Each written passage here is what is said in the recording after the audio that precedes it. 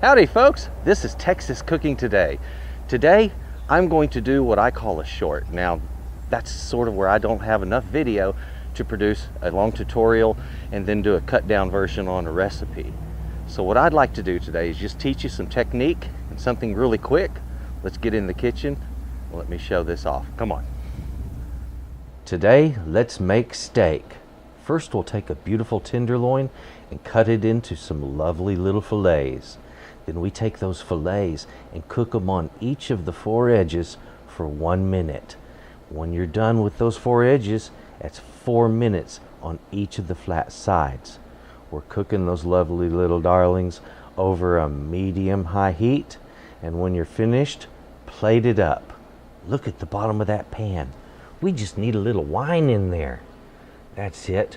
Use that wine, break up the fond, and there we go. We're going to let that come to a boil and bubble for a few minutes, and then we're whisking in some butter. And I'm going to put 3 pats of butter in there, whisking each one in, emulsifying it into that wine, and making a most delightful steak sauce. That is then poured up over the top of that beautiful fillet that's been resting and waiting. There it is. Now folks, when you cook a steak like that, that's a very special treat.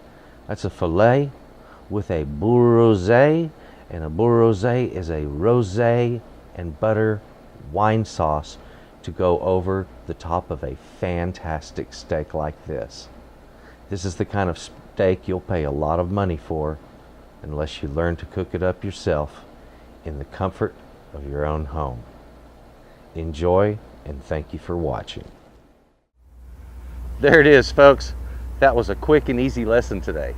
Thank you very much for watching Texas Cooking Today. I really appreciate your viewership.